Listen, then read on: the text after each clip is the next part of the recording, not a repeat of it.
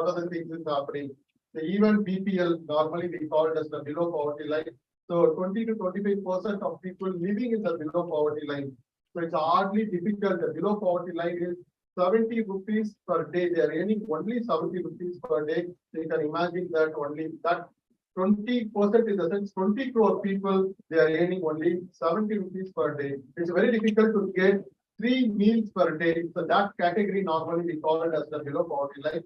So as a student, as a citizen, it's our hand how we can able to do such kind of innovation. So we can uplift this kind of BPL into the next category. So that and all the basic education it plays a very vital role, and the colleges and the institution plays a very vital role. So how we can transform the terminology called social transformation. Such kind of transformation is required at this juncture. So rightly coined by the convener, social transformation. So China and India constitute more than 40% of population, the entire globe. You can imagine that. So in future, again, I'm saying that the entire globe, they are going to depend on India and China for the human resource or critical human resource. Because if you take all G8, Germany or Japan or Russia, or you can take Singapore, or you can take any other developed nation, all are average age is 30 and above.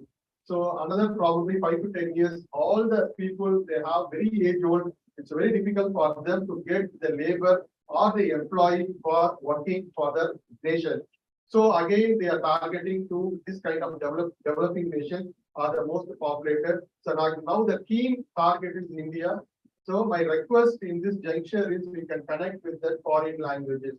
If this is my message to this international conference, as a student, if I am not only the student, as a citizen of India, the age category of 17 to 30, if you know any one foreign language, you are prospective, your value added, your market demand is much more compared to that the other candidate or other student. If you know Spanish, well and good. Next to English, Spanish is speaking by more than 30 countries. We are very much demand for the foreign national. So there is a lot of demand over the student. And if you have BCom degree or BBA degree or MBA degree, addition to that, if you know any one foreign language, your demand will be increased. You can quote your own salary. So the company are ready to pay at what extent salary. So this kind of value addition.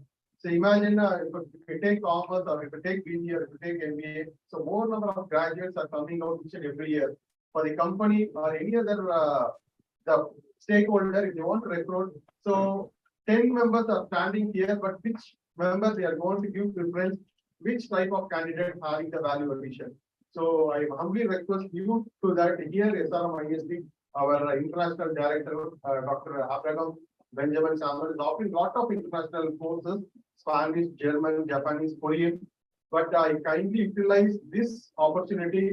This is a 3 months course or 6 months course. If you have the basics of this language, so definitely your prospective level will be increased, your employability level will be increased, and not only your demand for India, you have very good demand for other foreign nationals.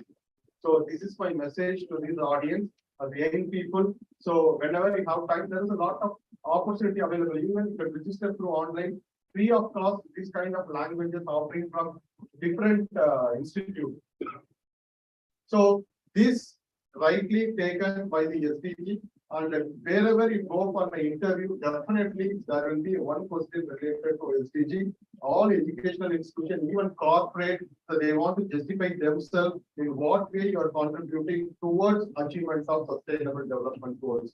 All 17 goals are there. I humbly request each and one of you should know what are the 17 goals and how we can contribute ourselves. As an institution, we are contributing as an individual, as a student, or as a family member, as a son, what extent we can contribute for this sustainable, not only for us, for the future. You can imagine that. So now a lot of deforestation is happening. So now carbon emission is increasing, and it will create a lot of pollution. The pollution will cause a lot of diseases. Again, the diseases will impact the overall well-being of the human being.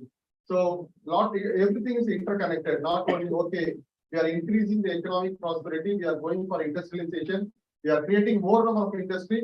that will link to the more number of pollution. So again, the pollution will increase to the impact of the health. Again, the health will damage the entire development of the nation. So only we are SDG is talking about that if economic prosperity should increase, the same way health should increase, the same way the employment should increase, the same way industrialization should increase. Everything should move forward without affecting any other. So that is the purpose. So that only we have to foster innovation. So what kind of technology, what kind of technique we should adopt it. So everything should uplift and we have to maintain this planet as a wonderful planet. So nature has given a lot of things. So whether we are protecting the nature or not, that is a big question mark. So this particular conference is offering this theme to the young researchers. We should come forward and we have to discuss. So without affecting the planet, without affecting the environment, how we can uplift our economy, our country, moving towards that. So we should leave the place to our future generation. So probably 2030 or 2050, we don't know who will live in this particular planet, but we should create such kind of ecosystem to those people. They should live happier and very good health. So such way, it's a forecast thinking. We developed that UN has developed as SDG. So all people contribution, all people support is regard and important for achieving this sustainable development goal. It's not a theoretical aspect. SDG UN is not coined just like that. The 17 developmental goal. So everything is in a backup. Everything they are predicting the future. So now, what type of future we should create our future generation? Your own son or your own daughter or your own grandson. So what type of living they should have? Probably 2050 or 2060 or 2100. So here we have to make such kind of ecosystem. So it's a wonderful topic. And again, I am thanking the Uttar University dignitaries. So accepting our invitation to be part of this international conference. And two guests, they are waiting. They are going to share their experience and expertise to the research scholar and the audience today. Probably another, and also our international director also waiting there. And he's also going to share. Definitely will touch the point of foreign language, the importance of foreign language. So what type of value addition will create over knowing so one foreign language at this juncture. So with this, my deep sense of appreciation to the convener and the family of College of Management, students as well as the faculty. So organizing this wonderful international conference, taking the apt theme of sustainability. So sustainability is a consistently you have to develop. So without affecting any other environment, we should also protect the environment. So with this, thank you very much for the opportunity given, and I wish the conference will make a wonderful success. Thank you.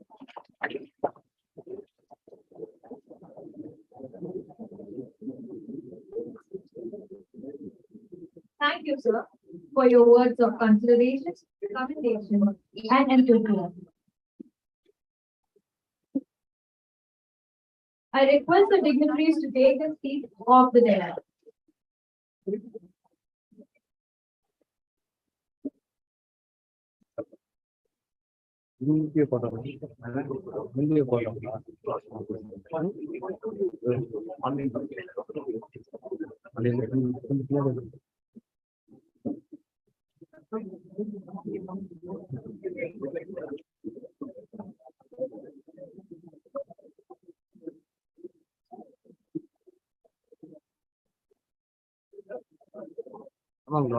இந்த side இந்த side போட்டுருக்கோம் இந்த construction site ma'am thank you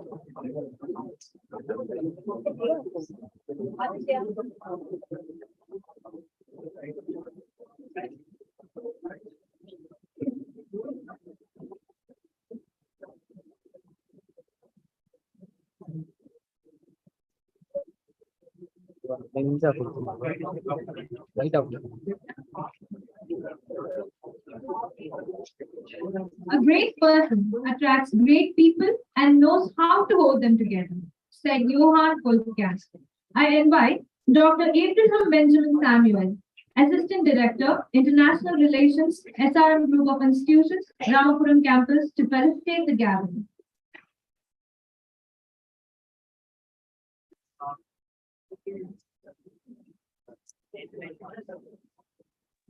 Very good morning, friends. Can you hear me all? Can you hear me? Yes, I can hear you. Thank you. But I would like to know from the conference crowd, can they hear me through the speakers? Can I go ahead? Can I proceed? Can you hear me? Yes, Prof, we can hear you. Thank you. Thank you. All right. So first of all, I would like to thank the organizing committee of this Sustainability, Environment and Social Transformation in India, organized by the Department of MBA under the University of SRM at Chennai. Friends, the right topic, as Dr. Sundar said, the Dean has said, you have chosen to beat the need of the hour. First of all, I joined with the team to welcome our Dean Faculty of Business and Finance from University of Tunku Abdul Rahman, Malaysia, Dr. Ok Yong Yui Ni, and the Dean of Faculty of Accountancy and Management, Dr. Pok Wai Fong. And I welcome our management directors and Dean, Dr. Sundar, on the dais and off the dais. And all my friends, fellow colleagues, it's a great opportunity and it's a privileged moment for the SRM University to organize this program. I hope you can see me and hear me, right? Yeah, thank you. Thank you. All right. So coming back to the topic, we are here as International Relations Division to support you in all the ways possible to make you sustain and enable your sustainable development that meets the needs of the present without compromising the ability to meet their own needs of the future generations. So what we are trying to do now here is to enable your presence here, to enable your development. We can give you lots of scopes. The scope 1, which we have, is about make you travel, make you, there's another goal that we have is about globalization. How do you get into the globalization? As Dr. Sundar said, the need of the hour is about working all over the globe. You don't have to work only in India. You can work anywhere in the world, provided you have enough content, knowledge, skill, especially also when we talk about the skill, the language skills as well. Because management is greatly in demand in developed nations such as Germany, France, because having traveled all these places, I can assure you, you can do your internship right now in France. You can do the paid internship in France because they're looking for, these are the various hardcore topics as the real topic that they're looking for because they are in much demand. So you can always do it with them, but to survive there, as Dr. Sundar said, we can support you through the language formula. You can do it online learning formula. Clear? I can give you a tie-up. We have a tie-up with International Language Division called In Lingua Franca. You can always do a language and we'll do it free of cost. And you can get the certification alone. You have to take up and paying a minimal token fee and get that language certified. Because English alone cannot survive all over the globe. There are many countries where they require you to speak that native language. So I will definitely visit your classes in the future weeks and I can talk to you about it, or you can walk into my cabin and we can discuss about if you're interested in learning any language for that matter. It could be German or it could be French or it could be Spanish, any language for that matter. 2, are you looking for international internships? Because today we are talking about the present day, developing the needs of the present. The needs of the present is you have to, you can't be saying, I'll be working only for Chennai, only for a narrow area. That is not possible. We have to learn to expand ourselves. So it's a good opportunity that we can tap for you, especially so many universities are asking for, including our partner university, Uttar. We could get a lot of opportunities from them. You can always travel and you can do the part with them for 3 months, 6 months. It can be part of a curriculum. We can call it our internship or the projects that we're planning to do. So I request all our friends to focus especially on doing internship abroad. You have to tap to them. Now that you know the professors from the Uttar, you can always write to them, talk to them and say, what is that you're good at, your skills are. What is that you can develop today which can sustain for a development of the society on the whole? Because a very important topic of the day is transformation. Transformation cannot be done without globalization. So we have to go for globalization. We call it a global village, whether it's Malaysia, Singapore, or it's New York in US or London. Whichever city, whichever places, whichever country, we need to work on how do we globalize it? How do we enable them to function together for a kind of benefit which benefits the society on the long run? So for that matter, I can suggest you can always do a project in the foreign universities. You can do an internship in a foreign universities or foreign organizations. Today, I want to tell you good news for you. Internships are being paid across the globe. So you get paid for the internship that you're going to work for them. So try to work on the areas, tap it, and see how we can take it forward. I'm sure you can walk into the University of Uttar, which is a friendly university, partner university, and talk to them a lot and discuss with them, because they do conduct very often different programs, different research projects, and they do a lot of conferences as well. So we can exchange those areas, those ideas, and see how we can work on and tap this and make use of the opportunity. So traveling abroad, doing a semester abroad, or doing a foreign language, or traveling there for internship, or receiving students from other universities. At the same time, for Uttar friends, I would like to tell them that I take great pleasure in inviting your students to our university as well here. Only thing is they have to prove our professors of management saying what is the area that they're going to work on, how it's going to develop in a sustainable way, which can meet the needs of the present and helps the society. So with these few words, I really thank the convener, the organizers, the faculty members, and the student or body who organized this and gave me opportunity to offer my little felicitation on this wonderful international conference. I wish this conference a great success for all the paper presenters and for all the speakers. And I wish you all the best. Congratulations once again. Thank you very much. God bless. Thank you for your kind and encouraging words, sir. Success is where preparation and opportunity meet. With this said, it is my privilege to welcome and introduce Dr. Pok Wei Pham, Dean of the Faculty of Accountancy and Management, Uttar. Assistant Professor Dr. Pok Wei Pham earned her PhD from Massey University, New Zealand. Dr. Pok serves as reviewer for several academic journals and member of editorial board. Her research, published in journals such as Finance Research Letters, Compare, a journal of comparative and international education. She then assisted the VTAR Institute to obtain accreditation from JPTA to provide Furniture Technology Certification course Level 2 and Level 3. She also assisted NFC to facilitate NDTS coach training programs among participating NDTS companies. Her research outputs are used by these organizations to deliberate related policies with Ministry of International Trade and Industry, Ministry of Human Resources, and Ministry of Commodities and Plantation Industries in Malaysia.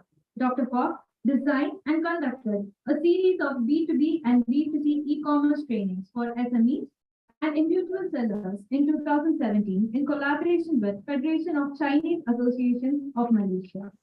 In Feb 2021, Dr. Pok obtained a grant from Toshiba International Foundation to provide online lecture series on Japanese business, management, and case studies.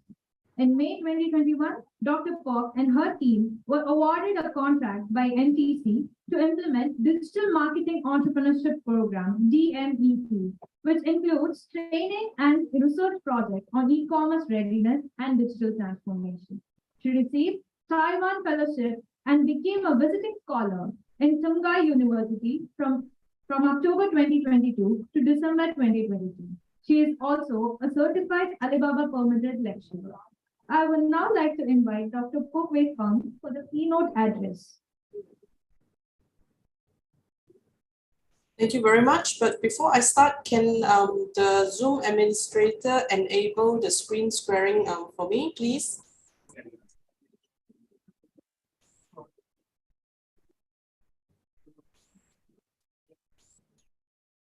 Yes, ma'am.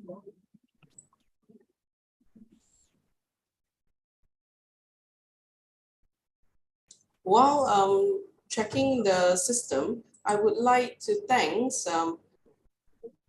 SRM Institute of Science and Technology College of Management, reaching out to University Tunku Abdul Rahman, Faculty of Accountancy and Management, and Faculty of Business and Finance to co-organize this event.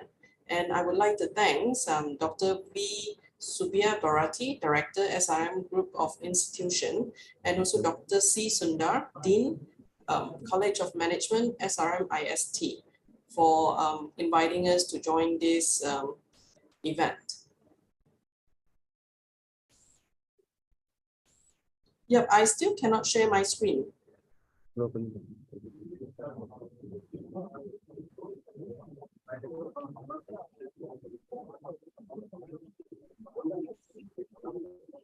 You're working on it, ma'am. Yeah, now I think I can. I'm going to share my screen here. Okay, and yeah.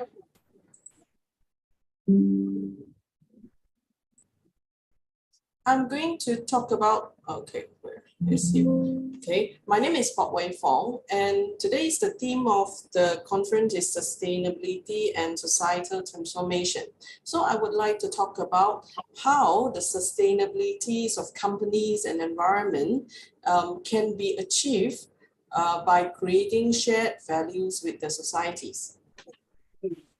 When we talk about sustainable development goals by the United Nations, and in this theme, this is actually referring to the goal number 1, no poverty, goal number 2, zero hunger, goal number 8, decent work and economic growth, and goal number 10, reduce inequalities.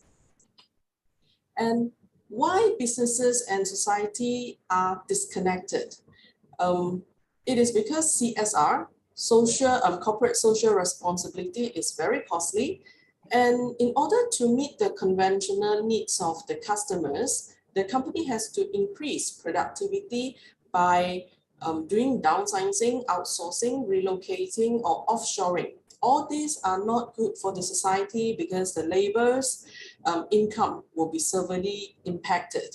And then the social and economic developments, they need to come hands in hand. But how can we make sure the social needs and the company needs are met at the same time? I would like to introduce the idea of shared value.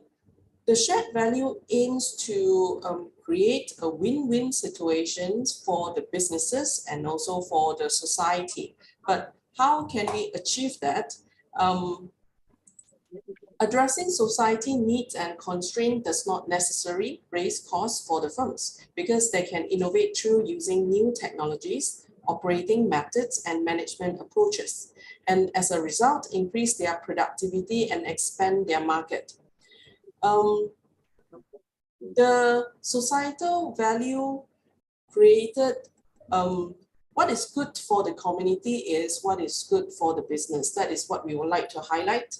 And then the pursuit of shared value represent the next evolution of capitalism. So a company which can create shared value by innovation benefiting the society can sustain in the long run.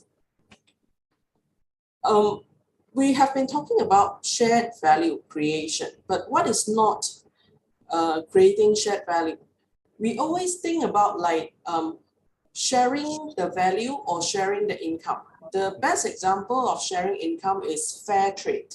We always think the farmers, they are poorly treated because their products are sold to large corporations at very low price. So we introduced the concept of fair trade that forced the corporations to pay higher price for the products produced by the farmers. This is only distribution of income, but it is not creating value. Later, I'm going to show an example how value is created instead of forcing a higher price for fair trade products. And shared value creation is not philanthropy, it's not donation, it's not giving back, it's not because of ethics or personal value or purely triple bottom line here. We also talk about triple bottom line here. It is referring to in economics, we believe that companies should commit to focusing as much as on social and environmental concerns as they do in profits. The triple bottom line theories posits that instead of one bottom line, that is profit, there should be three, including people and the planets together.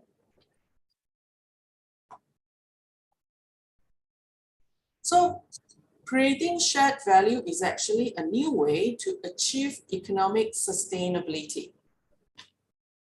And so how can we create value? Let me give a few examples from here. First one is finding products and markets opportunity to create shared value. For example, in Africa, Kenya, the Kenya Vodafone's M-Pesa mobile banking service. Why mobile service is very important to people? Because without a banking account, some people, they cannot get a job or they cannot save.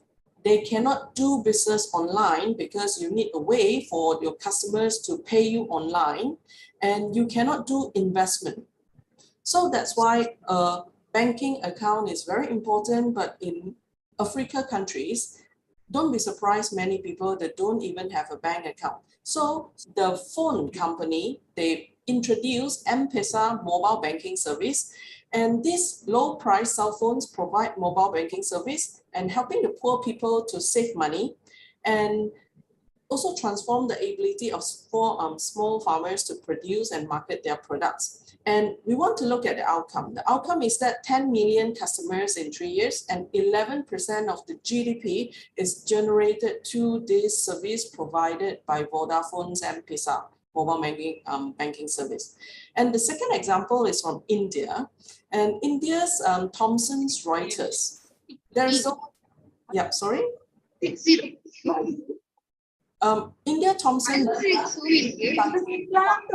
fees per quarters for weather, crop pricing information, and agricultural advice. So the average incomes of the farmer increased more than 60% from $2,000 per year. So this is how the value is created by Indian Thomson Reuters, a business that is making money and charging $5 and create value for the farmers to increase their income. And the next one is to create shared value in products. The case of Dow Chemical insect control. For farmers, they use a lot of pest control, the poison to kill the pest or the herbicide in the farm. But the Spinetoram family of insect control products, they are biological organisms that's friendly to the environment and effective in control the pesticide and herbicide. And what is the value they created? There is this product carries lowest human hazard label and the organic versions available. And this is really good for the farmers because they use smaller amount of poison and they spend less on that.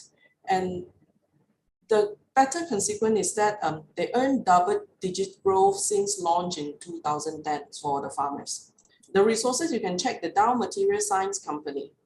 And the next example that I would like to show is create share value by deciding where to concentrate. Nestle is one of the largest companies in the world. They are present in everywhere. And one of the product is Nespresso, is coffee makers and also the coffee capsules. It's expensive, but people love it. But they need a lot of coffee beans for these products. They enjoyed annual growth of 30% since 2000 because it is so convenient. And the biggest challenge is that they cannot get good coffee bean in a very stable manner. So what they do is they try to focus on Africa and Latin America because the weather and the soil in this area is very good to produce good coffee bean, but the problem is they have low productivity, low quality, and environment degradations because they don't know how to farm properly. They use pesticide, they overuse fertilizer. So what Nestle create values and make sure that they have enough coffee bean to sell is that they try to provide advice on farming services, and they guarantee bank loans because the farmers, they need to buy machines, they need to buy seeds, they need to buy fertilizer and pesticides. But most of the farmers, they don't have collateral for the bank to give them the loan. But Nestle now serve as a collateral for the farmers. And they try to help secure inputs, for example, plant stocks, the seeds, the pesticide, and fertilizer, because Nestle is a big name, and all these suppliers are willing to supply to the farmers, because if the farmers don't pay, Nestle will pay for them. And also, Nestle, they established local facility, a laboratory, to test the coffee bean grow by the farmers before they purchase it. So this is a win-win situation because Nestle gets the raw material they wanted and make money by selling the espresso machine and capsule, and the farmers, they increase in their income and in a very sustainable way because they continue to grow without harming the environment. So there is a YouTube video if you would like to see. You go to the Nespresso channel, you can see the video. So in summary, the purpose of the business, how we can make it sustainable and have positive impact to the society. I think shared value thinking will be driving the next wave of innovation, productivity advancement, and economic growth. Businesses acting as businesses, not as charitable givers, are arguably the most powerful force for addressing many of the pressing issues facing our society. A transformation of business practice around shared value will give purpose to the corporations and represents our best chance to legitimate business again. Thank you very much. That is our presentation today.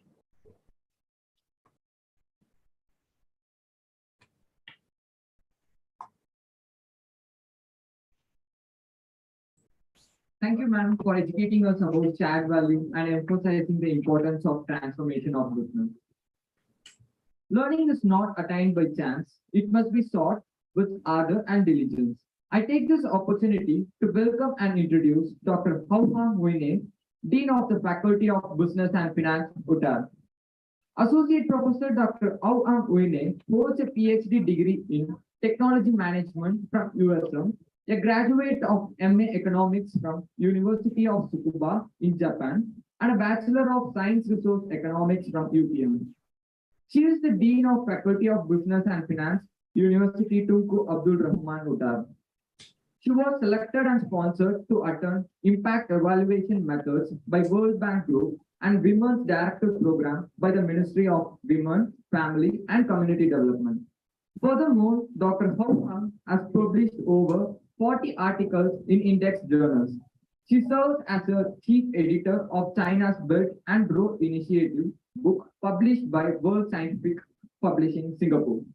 She has received over $180,000 of research grants, include from Ministry of Higher Education, Prime Minister's Department, and National Cheng Kung University, Taiwan. With this, I would like to invite Dr. Hauham Wine to give the inaugural address. Good afternoon. Can you all hear me? Yes. Yes, ma'am. Okay. First, I would like to thank SRM Institute of Science and Technology, College of Management for inviting us for this co-organization, as well as to inviting me for this to give a speech in this event. And I would like to thank the director, okay, and also the dean of the management of the IST, the head of MBA, as well as Dr. B. Sivakami, and also Dr. R. Arumoli. So next, I would like to share about some of my understanding about this e-waste, because when we talk about sustainable development goals, one of the important impact is on the sustainable and also a good environment. And in this ICT era, so there are a lot of the things that we have to think about, especially at the end of the lifestyle of using the devices, on how to manage the electronic waste, the e-waste. So I will share about some background on it, as well as some regulation, as well as the flow of the e-waste. So first, I'd like to share about the ASEAN, or Southeast Asian Nation Organization. So this consists of the 10 countries in Southeast Asia, and with a population of more than 600 million, with per capita income with more than 4,000 euro dollars, total FDI of more than 140 billion, and of it, about 1/5 of it, or 18% of it, is inter-ASEAN trade, and there are also total export of 1.4 trillion euro, with about 1/4 of 25% is intra-ASEAN.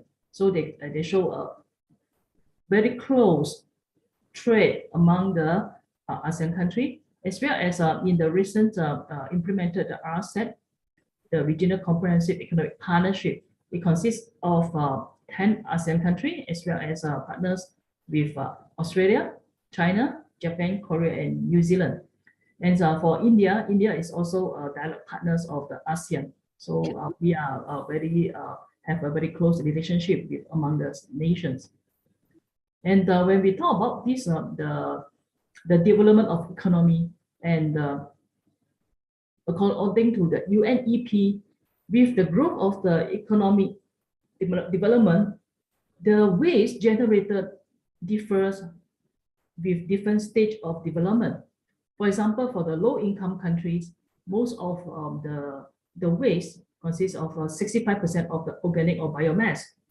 But for the middle-income country, it reduced to 43%, but with more of paper and products like cardboard, 28%. When as for those high-income countries, there are more reduction of the organic, but increase in the paper waste, as well as to increase on the plastic waste and the metal waste. So it shows how the lifestyle changes with development of with higher income.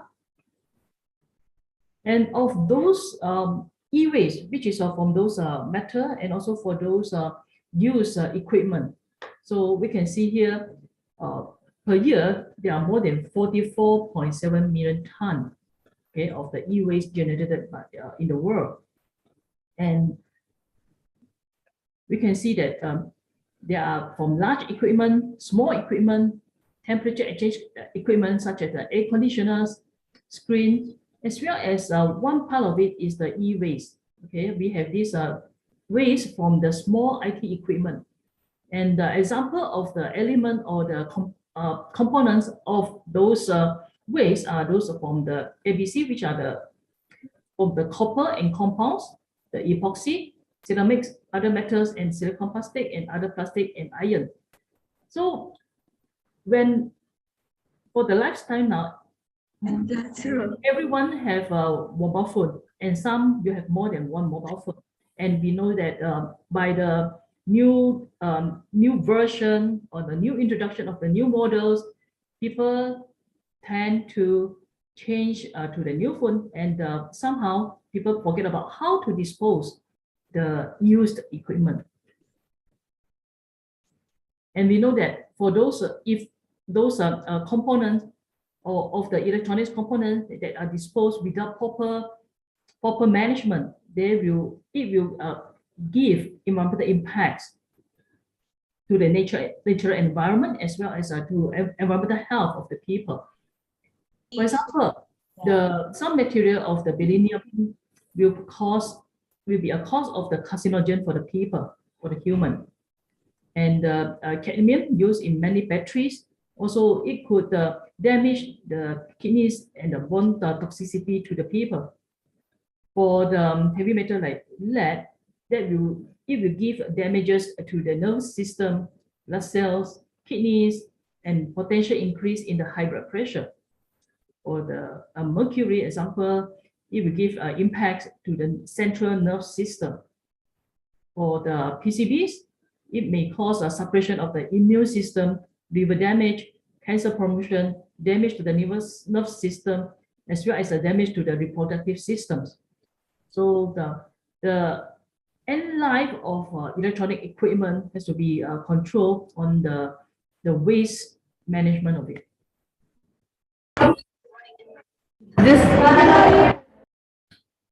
Therefore, for all of us, for our government, for the countries, we have to think about what kind of development we are heading to. In the past, there is a one-way economy, meaning that most of the activities, economic activities, human activities is from the extraction of the natural resources for production use, okay, and dispose to the also the environment without any treatment. So it will cause the reduction of the resources, of especially those non-renewable resources, as well as pollution. It could be air pollution, water pollution, or the soil pollution.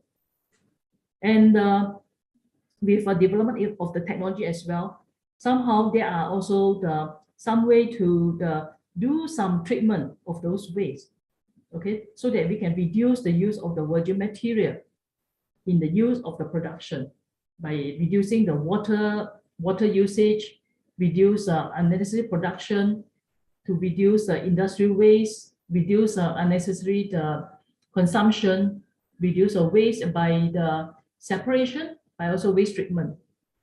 This is ongoing now. There are different level of development in different countries. Means that there is a more resource efficient economy. And when we talk about SDGs 2030, so it is also the ideal case is a closed loop economy, where there is a minimal extraction from the environment and minimal disposal of the waste to the environment, and with the reduce in the production and responsible consumption, responsible production, and separation of the waste, recycle of the waste, treatment of the waste, that those material can be reused, recycled, that the extraction from the natural resources can be reduced, as well as a minimum waste to be disposed to the environment. So that will be the ideal case of the closed loop economy.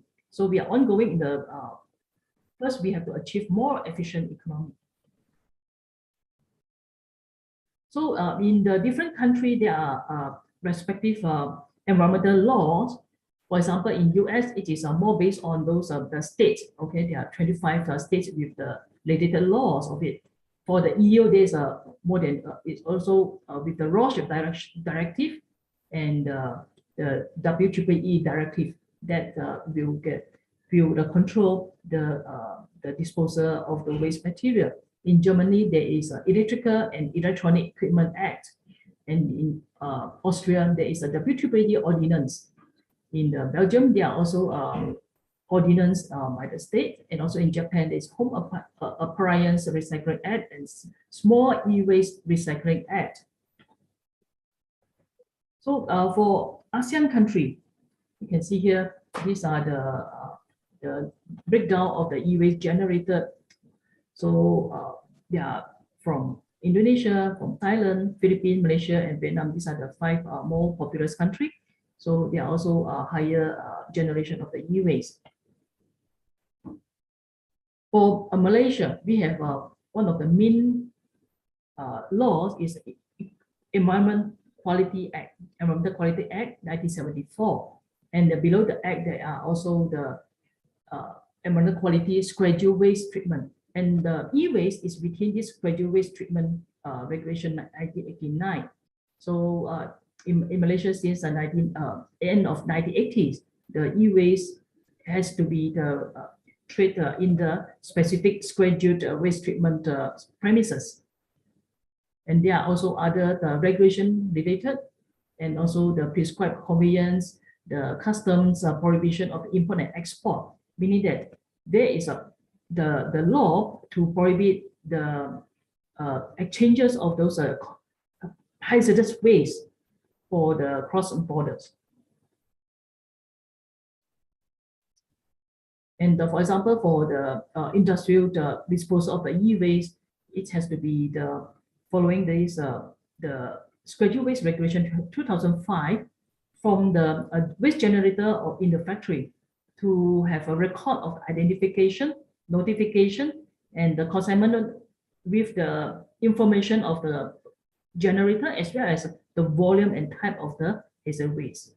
And the waste contractor, it has to be the license by the Department of the Environment and carrying those the schedule waste and with the document which is called the consignment note, as well as there must be some schedule waste control at the offsite, as well as this transport or vehicles only can go to using the permissible routes, not any the route that they will choose to transport the material. And at the waste treatment and disposal facility, they are also these premises must be the licensed by the Department of Environment, and also they must observe the 7th schedule with the document of the consignment note, and also the on-site schedule waste control. And each premises, they have their license to different type of hazardous waste. And those waste that cannot be the recycled, reused anymore will be incinerated, and as well as the balance go to secure landfill, not any landfill, only the designated landfill. And for the industry, in yearly is more than 2 billion ringgit spent on the environmental protection expenditure. Okay, with annual growth of about more than 3.9%. And most of these the environmental protection expenditure generated by the manufacturing companies. Okay, and mostly the amount or this expenditure is mostly on the environmental protection activities, as well as waste management. This is about 30% of the environmental protection expenditure is used on the waste management, meaning the proper disposal of the hazardous waste. And others amount spent on the environmental assessment and audits, and the protection and conservation of the wildlife and also habitat. So when we focus about the flow of the e-waste, so from the top you can see for the generator of the e-waste. Okay, so this e-waste, for some places, they are exported to other country. Okay, and if not, for e-waste producer, without any treatment, it will go to the landfill or burning. All this also, if no proper control, it will go direct with the emission to the environment. And if, let's say, in a certain country that also receive the e-waste from overseas country, if there is a problem of the low-tech recycling, it will cause the human health risk. Okay, and for those proper disposal or this contamination of the environment, it also impact seriously to the human health risk that just now I mentioned. So therefore, the control of the flow is very important as at the end of life of the e-waste. So the most worrying area is the informal sector, because it lacks of the legal framework, lack of the waste management infrastructure, and there is also loss of the resources and economic value because it is just disposed without any treatment. And problem of unregulated imports of the e-waste, lack of awareness of the people, lack of the reliable data of these the activities, and also the risk on the environment as well as the sanitary risk. So that is very important to have. I think very important top of it is the legal framework. Okay, and after having the legal framework, should have this the enforcement. Okay, so that the business player as well as the people, there is the channel to feedback and report those unconformance cases. So in some area, this is some the images of those informal recycling. It could happen in Thailand, or it could happen in Malaysia, or maybe India, or in any other countries.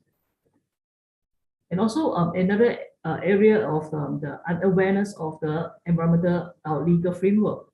For example, in Philippines, some people might just about what are people aware about the Clean Water Act, about less than 30% aware about the Solid Waste Act, and some about some act, some law, but they don't know what they are. And many of them, half of them, do not aware of any act to prevent pollution.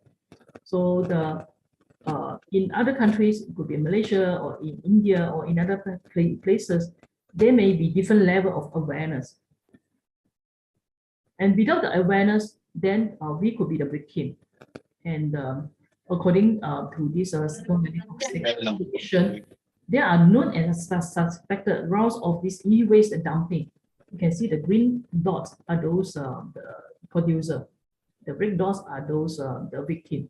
Okay, so that United States, European Union, okay, and some country in the in Asia, also they are the generator of this the e-waste dumping, as well as I think more seriously for us is those red dots. Okay, I think including Malaysia, okay, India, Thailand, China, okay, and Singapore could be the transport area, transport in between to the end countries.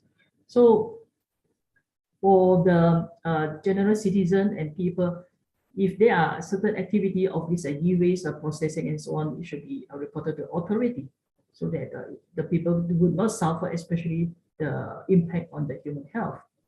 So therefore, for businesses, also they must be understanding of this the ESG agenda as well, so that they should be guided on how to achieve this sustainable performance from effective hazardous e-waste management and minimize the risk of the failure. Okay, and the government policymaker should also consider to promote the ESG agenda that adhere to the hazardous e-waste regulation.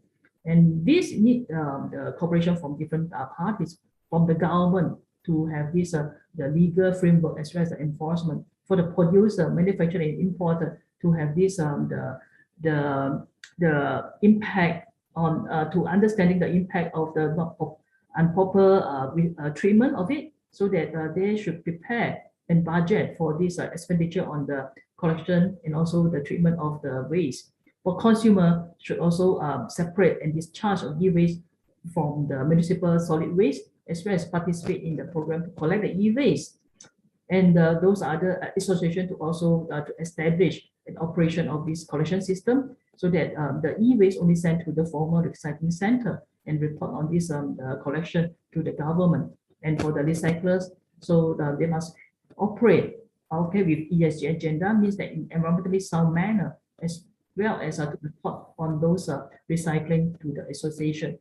So therefore, there must be some specific regulation, okay, or strengthening or the enforcement of those legal framework on controlling the e-waste, as well as to control those the trans-border or cross-border e-waste that especially those countries in Asia is not be do not become the victim of this the irresponsible disposal of the e-waste, as well as the very importantly for the public to have this awareness, okay, as consumer, to be a responsible consumer, to separate the e-waste or those the dumping of those, to avoid irresponsible dumping of those for example used mobile phone, okay, as well as to have to report of any activities of those illegal e-waste recycling to the authority.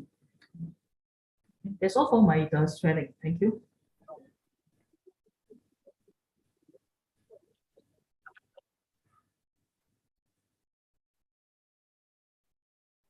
Thank you, ma'am, for your eye-opening speech on e-waste management and sharing your views with us.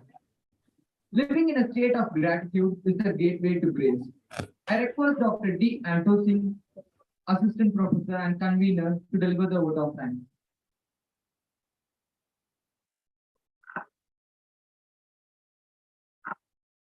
Respected dignitaries, physically and virtually present, and my dear noble students, great day to one and all. It's my pride and proud to express the love of gratitude to each and everyone who have contributed their best for the success of the program. Without God, nothing is possible.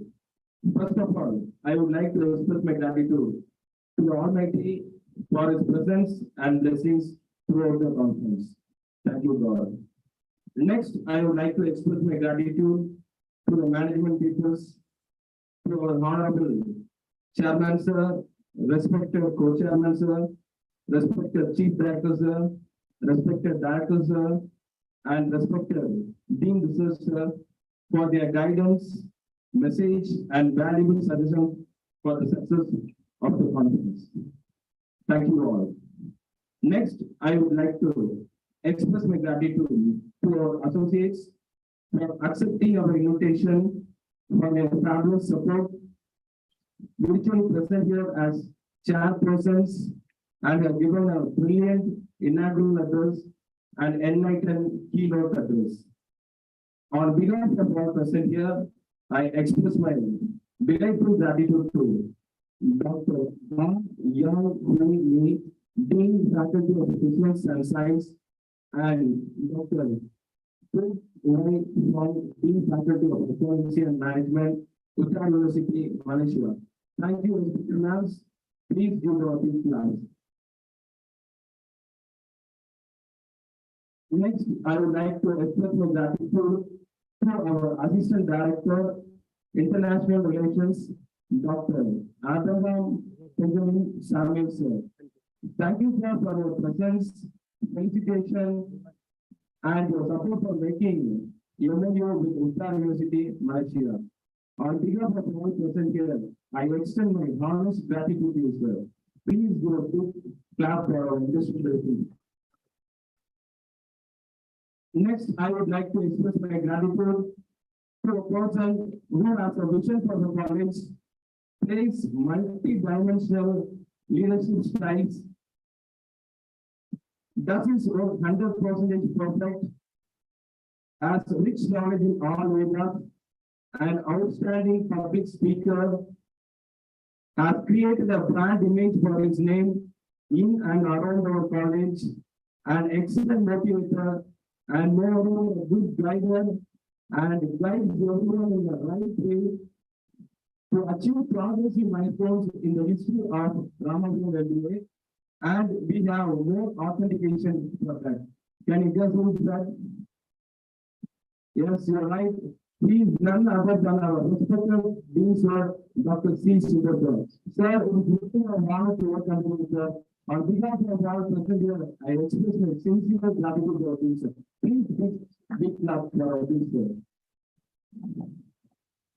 Next, I would like to express my gratitude to a person who is a good planner, completes all his tasks in a full style, a person who is easily approachable, has a high positive attitude, and very friendly to everyone.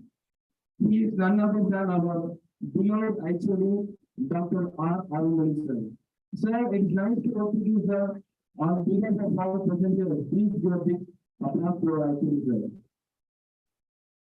Next, I would like to express my gratitude to a person who is a good initiator, has rich knowledge in this field, organize everything fine, and a smart worker, and moreover completes his task with a smiling face. She is our convener, Dr. V. Chivamuna. Now it was very nice to working with you, ma'am. On behalf of all present here, I express my gratitude to you. Next, I would like to express my gratitude to each and every participant of the program. So from outside, so faculties are there, research scholars are there, as well as students are there from different states as well as districts. Your presence have made and added value to the conference. So please give a big applause to all the participants of this program. Next, I would like to express my gratitude to my colleagues for their previous cooperation for the success of the conference. After seeing everything is possible and once again it is true, I'm really happy to work with this team and glad. Please give a big applause to our faculties of our MBA department. Next, I would like to express my gratitude to each and every student coordinators of the conference for their mind-blowing support in designing the rapports, in aligning and editing the papers, in purchase of the conference kits, in registration, in MC, in coining the messages, in reception, in technical as well as a photography team. You guys are really multi-talented. I'm not mentioning your names, but your names will be remembered in the history of Ramapuram MBA forever. It is sure. And please utilize your talents in the right way, and the department is with you and move to the sky. Please give a big applause for each and every student coordinators.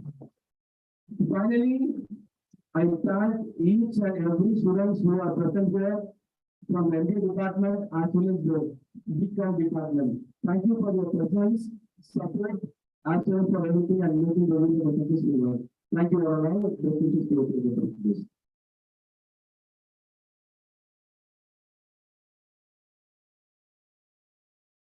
We've come to the end of the session. I request everyone to disperse, and the participants for the paper presentation can report to the gallery hall, this hall, after 20 minutes, which is 11:30. Your refreshments have been arranged in room 305, and the refreshments for faculty is arranged in the lab. Thank you.